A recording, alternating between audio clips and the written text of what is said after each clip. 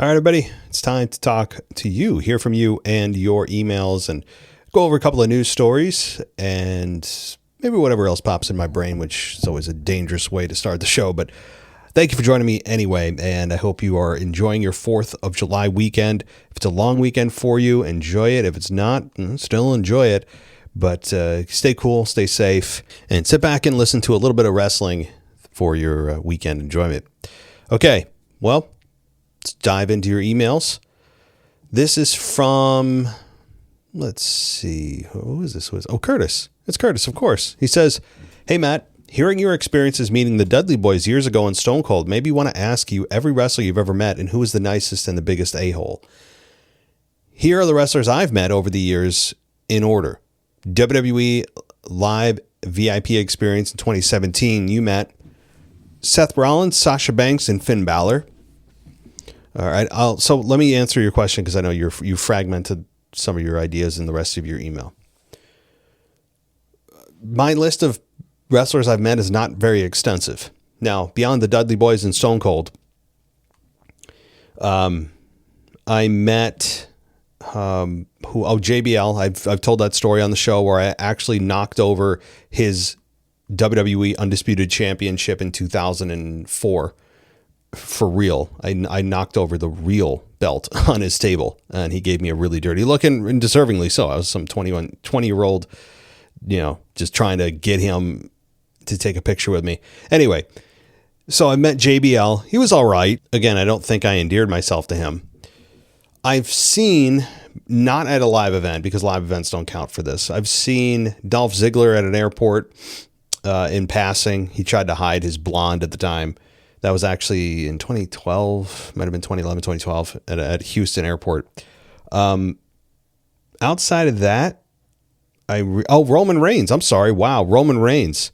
Back before he was the tribal chief, he was doing a signing in our local mall here. And I was able to get a backstage picture with him before he went out to the rest of the line in an FYE at the time. Remember those? Those kids out there may not know what an FYE is. Oh, they're still around, maybe. But I was able to meet him, nice as could be. Met him at the mall for a quick picture, quick conversation, nothing special, but it was still cool. So meeting him was nice. So I met some big names. The Rock is still elusive. I'd love to meet him at one point, but yeah, that's kind of it. I haven't met a whole lot of wrestlers outside of that. All right, random time outside the Scotiabank Arena was Baron Corbin in 2018. At the time, he was my favorite wrestler, and he had his own clothing brand, and I bought his shirts every now and then. And I even had I had a small fan page because I was younger and I didn't have anything better to do. No, I get it. Oh man, if I could have myself see the stupid stuff I created when I was younger because I had time on my hands, it's embarrassing. Oh my God. I had a page, I think it was on Tripod, and nobody probably knows what the hell that is. It was when you could make free web pages, and it was really cool. I think Tripod was one of them, and it was like tripod.com/ get ready for it, WWF, which at the time they were, rules. And as bad as that is, it gets worse because I used rules with a Z. Oh, yeah. Yeah, I went all the way on that one. I mean, I was 14, 15. I mean, you don't know your head from your asshole at that point. But yeah, so that was my fan page. I'm pretty sure it was tripod.com/ WWF rules. Something so ridiculous bad. Like, it's been 30 years nearly, and I'm still just horrified and just completely embarrassed by it. Anyway, I've got stuff floating out on YouTube I will never disclose either. That's still out there just because it's fun to look at every once in a while that no one knows what it is. All right. When I was attending Monday Night Raw, he recognized me from the fan page and I was wearing one of his shirts. I did selfies wearing the merch. I would get all that kind of cringy looking back. Yeah, I get it. I get it. But like I said, I was younger and I'm 29 now. Oh, wow. You're 29. Oh, man. Curtis, it goes quick, my friend. I'm not going to rather divert my brain too far off the path here of focusing on wrestling, but I will just say it's funny to hear people talk about how I'm 29 and that was when I was younger. It's life. As you go old or get older, every decade before seems like you were a child, and it's crazy. So now you're 29. You were probably 17 or whatever at the time, whatever the math is on that. Yeah, I get it. The stuff you do, remember the stuff you used to post online when you were younger? And I was the first generation to experience social media. I was the generation that was born into it almost. We were the last crossover generation of having a childhood without social media and the internet. It was just starting, and we knew what life was like without cell phones, I'm very happy I experienced that. But we were also the first to experience and use social media, and some of the stuff, man, that I posted on social media. I mean, I look back now, even from 10, 12 years ago, which puts me in my late 20s, early 30s. So I was kind of your age posting stuff, looking back now that I'm 41. Oh man, I want to blow my head off. Just looking back, not that anyone remembers it because it's only popping up in your memories on Facebook or Instagram or wherever you post. But oh my God, if anyone ever put that on a big screen for an audience, it would be humiliating. I wasn't doing anything illegal or posting nudes or anything. It's just, you think it's cool at the time, and you look back and you just shake your head thinking, what the hell? What? So trust me, 29, at least your brain is fully developed. I think that happens at 25, but don't be deceived. Some of us take longer. I'm living proof.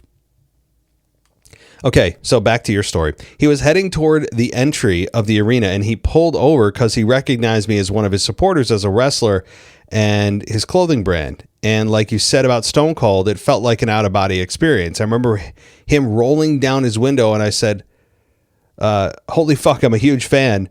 And I fist bumped him and took a selfie. We chatted for a few minutes too. There were like maybe 10 of us around, but he didn't give a shit about the other people. He drove off after I met him. It was great. See, that's the kind of stuff that's really impactful. And apparently Baron Corbin is on his way back to WWE. We've heard that a couple of times. And if he is, cool.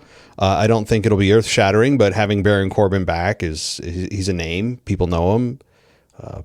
I feel neutral, but that's the kind of experiences that it stays with you for life. And not that these people should be exalted as holier than thou, but when you watch a person on TV for so long, or you listen to them for so long, and all of a sudden they're right in front of you, you kind of short circuit. You don't know what to do or say. And then, of course, 10 minutes later, you're like, oh my God, damn it, I should have said this, that, whatever. It's life, But that's the kind of stuff that's great. 2019 SummerSlam Access. I met Corbin again, and he remembered who I was, which was amazing. That's really cool. Because think about how many people, thousands and thousands of people that they meet throughout the days and years, and somehow they remember you. That's pretty cool. All right. Lacey Evans. Wasn't a fan of her. Well, don't worry. She's got an OnlyFans if you're interested. I'm saying that half-heartedly. Cesaro, Apollo Crews, Mike Kanellis. By far, Corbin was the coolest wrestler I've met. He took the time to talk to me on the side of the road in Toronto and then asked me about my arm sleeve tattoos the next year I saw him at SummerSlam Access. That's so cool. I mean, not that you guys are sending each other Christmas cards and visiting each other's families, but that's about as intimate as a connection can get between a fan and a wrestler. That's kind of it. It's it. I mean, they're not going to go beyond that, and they don't have to, but to take the time to do that is really cool. Lacey Evans was just in character when I met her, but I just went to her in her line because it was the shortest. Ow, burn. That's funny. Thanks for reading my experiences. I'm generally really curious if any more stories about meeting wrestlers. Cheers. No, I mean, I remember slapping Triple H's hand quickly I remember slapping Jim Ross's hand. I at one point I got ringside seats. I was directly behind, and this is kind of my claim to fame. I was directly behind Jim Ross and Jerry the King Lawler for New Year's Revolution 2006 when John Cena lost the championship to Edge when he cashed in his Money in the Bank, the very first cash in with Lita there. And we were the very first crowd, one of the very first crowds to boo the hell out of John Cena, which I was very proud of. And I remember slapping the hands of most wrestlers. I mean, it was just because you're right there. You're right behind the commentator, so you're right in front of the action. It was pretty damn cool. It got to take your seat home with you. I think that the seats might have been like $200.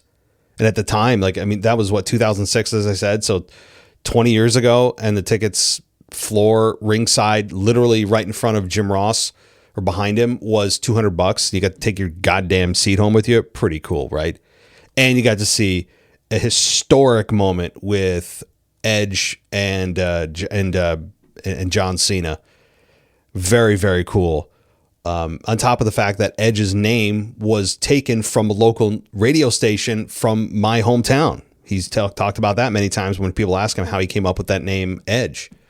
So outside of that, I remember taking, let's see here. I went to a Rochester show up in here in New York, a Rochester, New York show, when DX had just reformed, and the real time, not when Triple H turned on him and they went on like a 4-year feud. I'm talking about when they truly rejoined each other and faced the Spirit Squad and all that. I remember asking for Carlito's apple, because Carlito was a thing back then. He'd bite his apple and he'd spit it at somebody, if anybody remembers that. And after the show, I remember asking one of the production guys, like, hey, can I get the apple? And I took the apple. Like, what am I going to do with this half-bitten apple? I just, fucking threw it away. Like, what am I going to do? So, but that's not meaning anybody, so I'm not answering your question. I'm really trying to rack my brain because it doesn't happen often. I mean, not wrestler, but a New York Yankees manager. I met Joe Torre. I met Cal Ripken. Actually had a conversation with Cal Ripken by myself, one-on-one in an empty room. That was weird, but cool.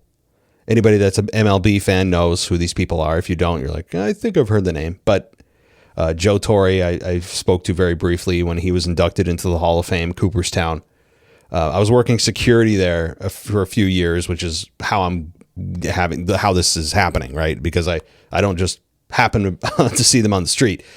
They were in the private areas that only security and the talent are there. So obviously I have access to them.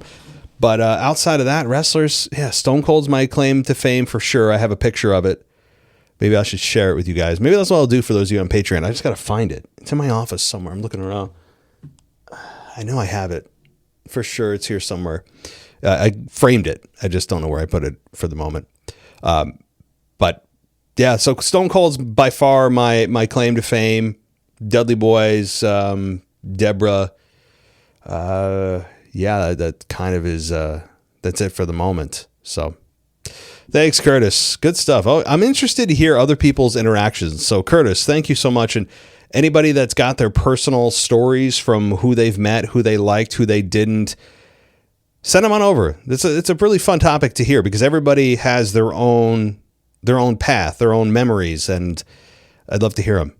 Send them to me, mailbag@wwepodcast.com. Okay, let's go to Joey. He says, please read this as Michael Cole. Well, I can't do a Michael Cole impression. I'm not good with impressions. Very, very, very few anyway. Michael Cole's voice is not particularly impressionable. It's not so unique that someone could pull it off. He sounds almost like your everyday dude, so it's hard for me to mimic him. So I don't know what that would sound like. I don't even want to attempt it. It would be embarrassing. But you said, dude, your impression last week with Michael Cole saying WWE killed me laughing. Well, that's all I've got. I'm a one-trick pony when it comes to Michael Cole because That's the one thing he says that bothers me. Instead of just saying it smoother like WWE, right? Like most of us do, he really enunciates the letters, doesn't he? Now you'll never be able to unhear it. It's something that I'm not knocking Michael Cole for it. He's a really good announcer, underappreciated, long time veteran behind the desk, great contributions to the business. I have nothing against Michael Cole at all, but he pronounces the name of the company very well. I don't even know if he's aware he does it. Has anyone ever heard Michael Cole say WWE? I've never heard it. I've never heard anyone inside the company say it the way he says it. WWE. What? I don't know. I'm not mad or anything. It's interesting to me. Okay. It's so true how he says it because I thought I was the only one hearing it. No. It's like he has a slice of meat in his mouth when he says it. I don't know why I find it so funny. I'm 32 years old, by the way. I would not have guessed 32. I appreciate the context there. I truly think you and Michael Cole need to have a storyline where you're his long lost son or brother. The only real difference between you and Cole is that he's awkward sometimes when he does those backstage interviews and you're not awkward. Well, I think also the hairline would be a bit of a problem. I would have to get hair plugs, or I would have to wear a convincing wig, or get some advice from Jade Cargill on how to properly put my wig on. I'm not sure if that would work. The height also may be a problem. All right. I'm not exactly an NBA player. I'll say that. I'm not, the Knicks aren't seeking me out. Okay. But I appreciate that. Imagine Michael Cole heel again in 2026 with the coal mine. Hope you don't care about most of my emails being about Michael Cole. I'm just a huge fan of him and also your pod. He's just so easy to talk about. May as well call me the Michael Cole man. I don't know what you look like, but man, I'm not even playing. You sound just like him. I said last week, if you're ever record a podcast or a joint, after a joint or something, it will be like Michael Cole having his own podcast. Keep up the great work. I truly enjoy it. I listen to all your shows on my drives to work and on my lunch breaks. Thank you. Well, thank you so much. I appreciate the picture of Michael Cole because I totally forgot what he looked like. I'm being sarcastic. And I'm glad I could fulfill your lunch breaks, Joey, or whatever you're doing. Just drive safe. But I really don't. So a couple things. Yeah, I've never had anybody focus on Michael Cole so much in my life. And that's not a slight on you. That's actually kind of fun.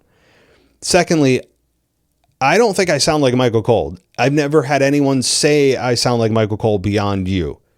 Maybe I do. But if I've listened to myself back before, and I'll try to place Michael Cole's face there, but to me, I don't hear it. But maybe it's because it's my own voice. And lastly, and this may surprise you and surprise a lot of people, I've never done marijuana or pot. Never.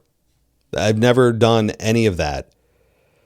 That's never been my thing. I'm not even interested in it, even though it's legalized everywhere. And of course, when you legalize something, you get more of it naturally, because then people who are maybe deterred by the fact that it's against the law, that barrier is no longer there. So they're like, oh shit, well, maybe I'll try this. And then they get hooked and all the rest. No, even though it's legal and I can smoke a joint right outside of a police station and they can't do anything, that I've never been interested in it.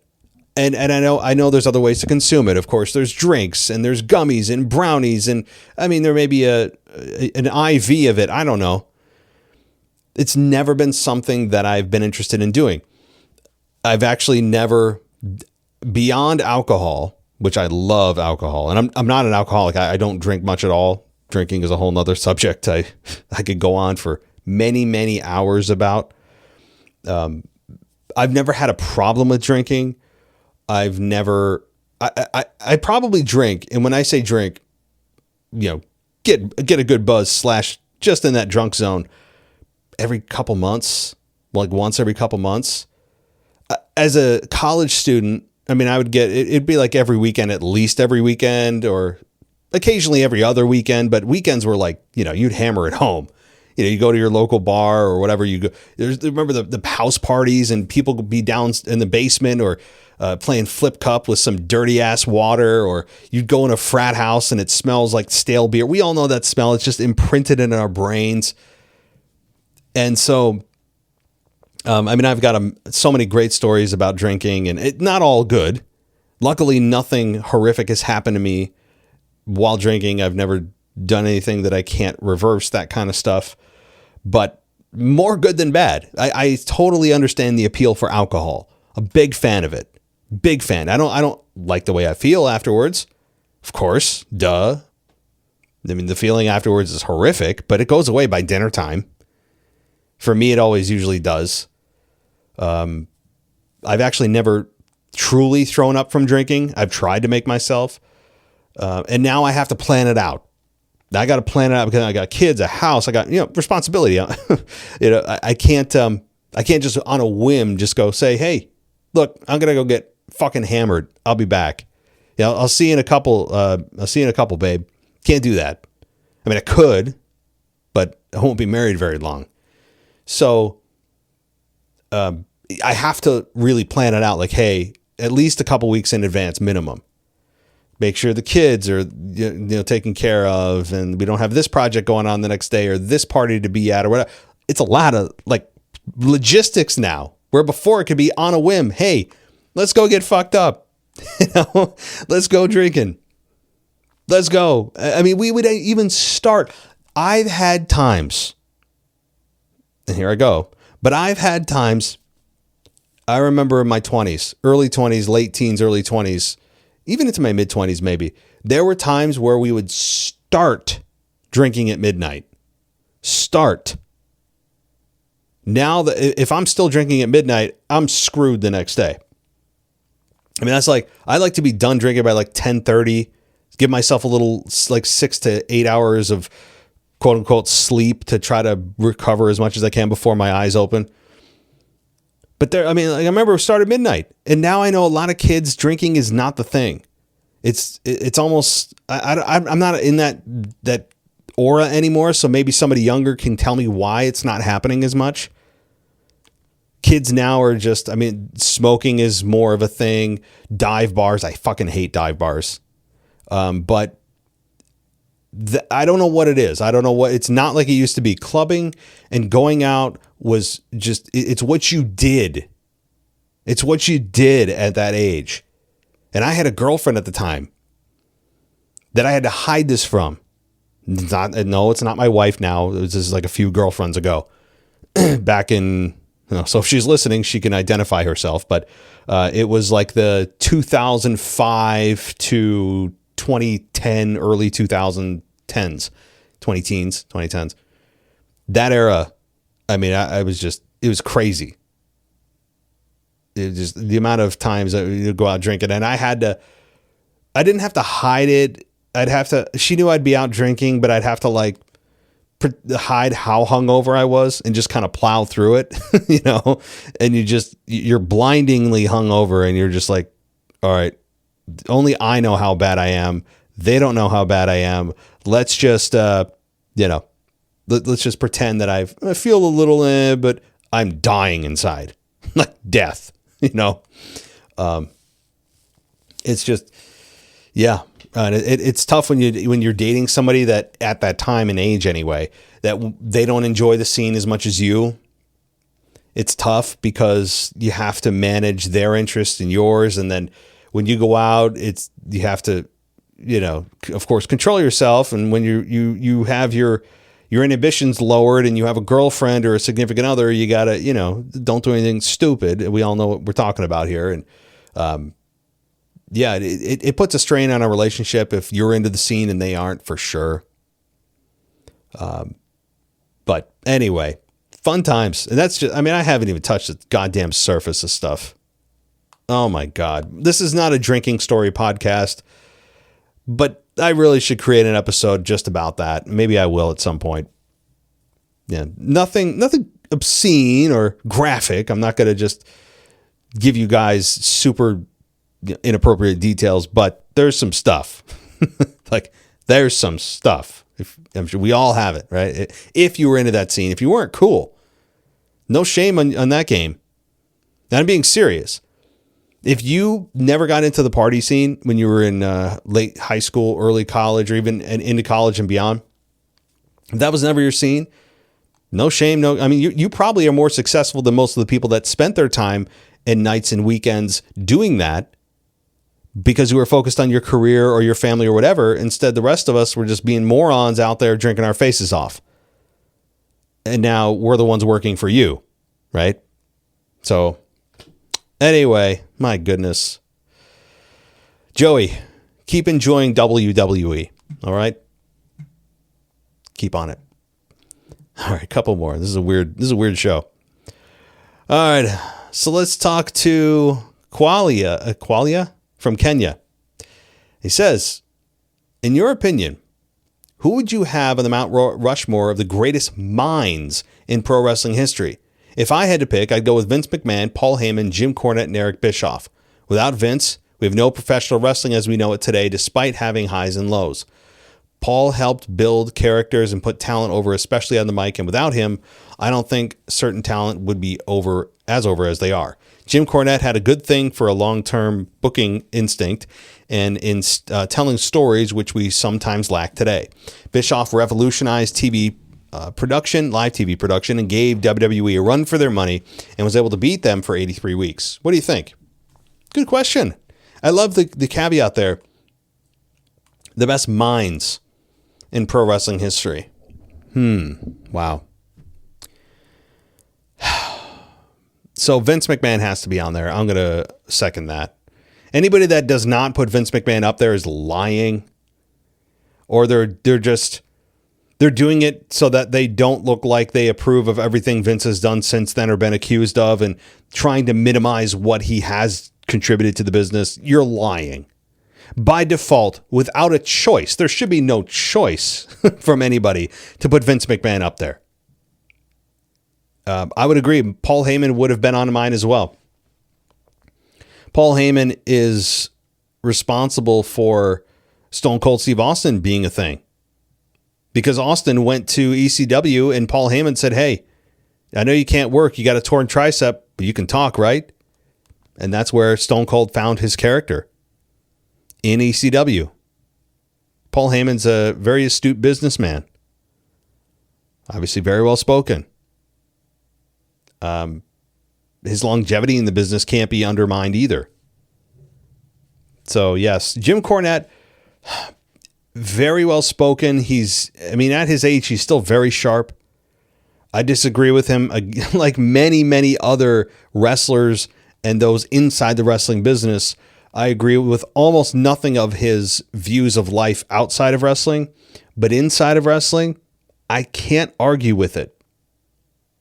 I can't argue with most of his, not all, of his analogies. He's got a great sense of humor. And I would think Cornette is arguable to be put on there. Absolutely. Now, but when you say minds, I guess, so I can't talk to you, but does that disqualify wrestlers? I'm going to say by minds, you meant to put on there people that aren't actually known as wrestlers. Maybe they're promoters or just managers, because minds could encompass wrestlers as well. But I'm going to guess that this is the intent that you have. I mean, I don't know how you could put anyone on there if you're going to just do minds other than these four men. These four men that were responsible for ECW, WCW, the Midnight Express, WWE and Vince, but Jim Cornette with the Midnight Express.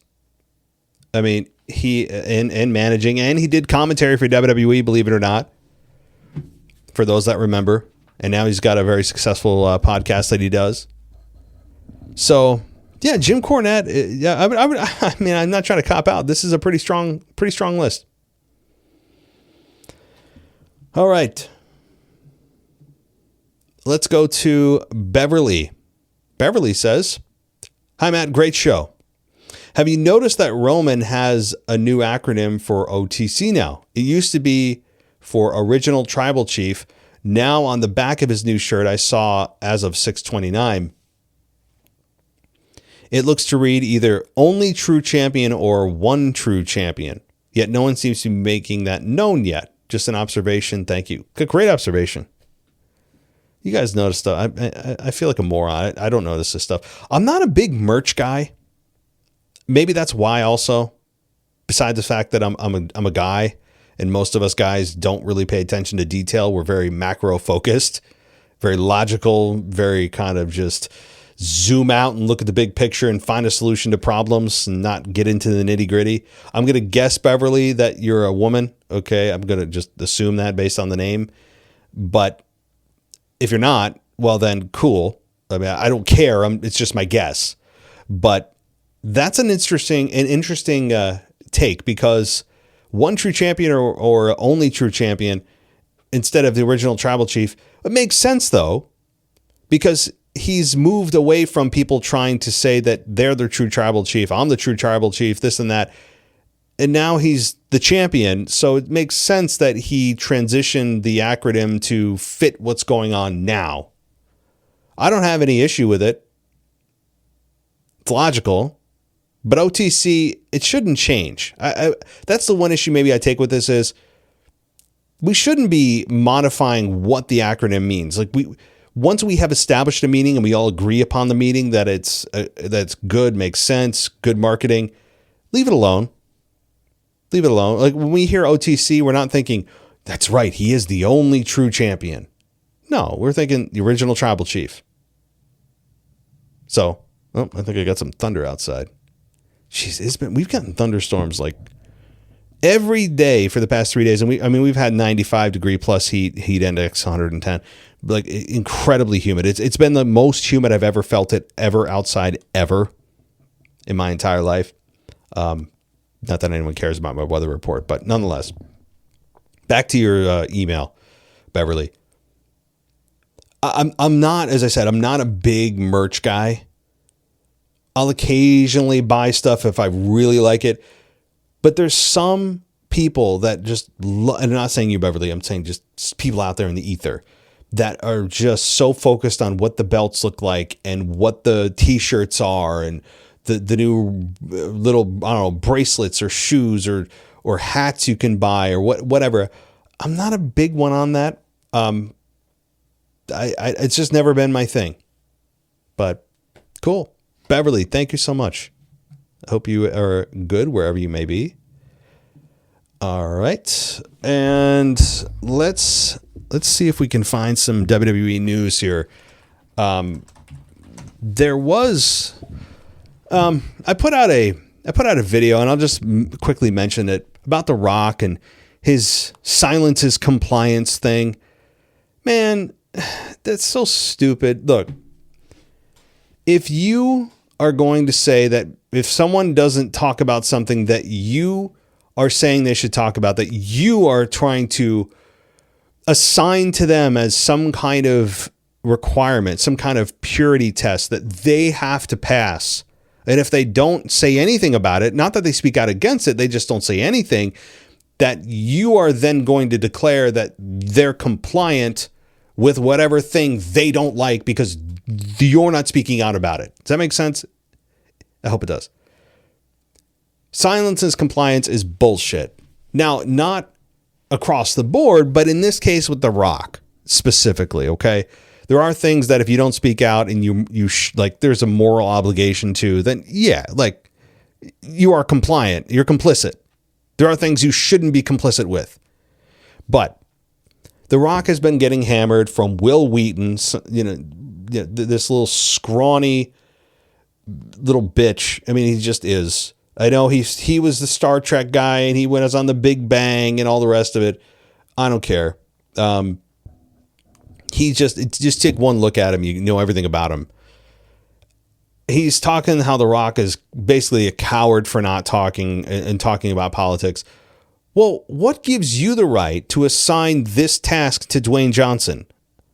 A guy that is miles ahead of you in star power. Maybe it's just jealousy. Maybe he's trying to derail The Rock. I think that a lot of it is that. People that often try to attack those above them is done out of a basis of jealousy. But The Rock has no obligation to you or to me to speak about politics. You know why? He's not an elected official.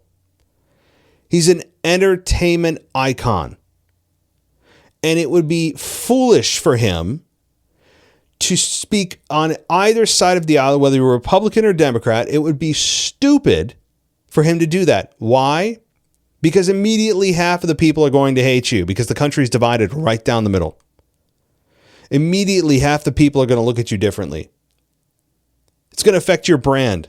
People are now going to ask you. It's not going to stop. If you think you answering a few questions about where the current political state of things is, and you talk about the current topics going on with Iran or transgender, whatever the hot topics are of the day, immigration, and you provide your input, your perspective, you think that's just going to have people go away and go like, oh, okay, cool. I know where he stands now. Case closed. Thanks for that. We never have to ask any follow-up questions ever again. No, because now you've opened the door. You've opened the door for follow-up questions and future questions. And if something doesn't work out that you said you liked and endorsed, now you look like a fool. He should just stay the fuck out. He is doing the right thing. Much of Hollywood doesn't, because we know where Hollywood leans, very much left. But The Rock is doing something smart. He is just not talking about it at all. And you notice the only ones barking at him are the people on the left. Liberals, Democrats, right? Those of you that are not into politics. I'm only talking about politics because this is a big news item that went viral regarding The Rock. So it's still wrestling related because it has to do with The Rock. And he's not obligated to. But the only people yelling at him are those that are in Hollywood. So don't think that's a coincidence. But The Rock, just don't say anything. You just keep on trucking, baby. I don't know what his actual beliefs are. I have my thoughts or ideas, but it would only be just complete guess. Now we know where his daughter stands. That's another story, but okay. So there's a backstage reaction. This is according to AOL.com from an hour ago. So super fresh off the press from a reliable news source, if you use AOL. So it says that Sami Zayn's, quote, Sami Zayn's undisputed championship win at Night of Champions has become one of the biggest talking points in the business. Now, a new report has revealed that the backstage reaction after Zayn defeated Cody and Gunther in the triple threat match in Riyadh, or there is a backstage reaction, sorry. According to Fightful, many people across the wrestling world were genuinely excited for him, with several talent celebrating his long-awaited world title win behind the scenes. Fightful Select reported that, quote, there were a lot of talent happy about Sami Zayn winning the championship both inside and outside of WWE. Several wrestlers congratulated him, including his longtime friend Kevin Owens and John Cena. It goes on to talk about more. Okay. Yeah, they should. Sami Zayn is not a he's not a newbie. He's not a rookie. He has had a lot of miles been put on his body for this business. He should have won it 3 years ago. We know that. Imagine the excitement if he won it then in Montreal against Roman Reigns. I talk about that, I feel like way too much, but I'm still the same. I'm saying I have the same reaction now as I did 3 years ago. It has not shifted, even though he has won it now. But there's no reason, I don't think. Thunder's getting louder. Yeah, it says, I've got a little weather station. It says it's like 5 miles away. Anyway, so there's no reason that if you are a fan of wrestling that you should hate this decision. Why? Because they can, first of all, undo it anytime they want if it's failing. But it's not. It's getting a lot of attention.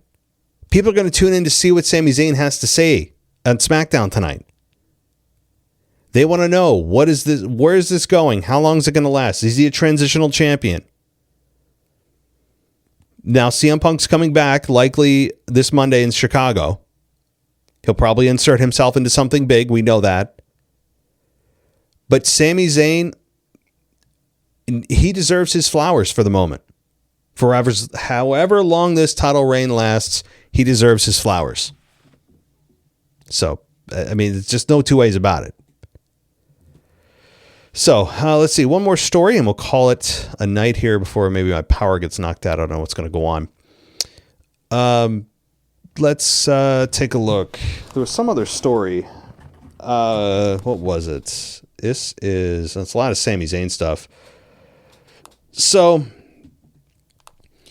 there's now reports coming out that the Femi King of the Ring win was something that the WWE was planning for a long time, but also they were planning for him to actually decide to not cash in his win at SummerSlam, but rather do it at another time.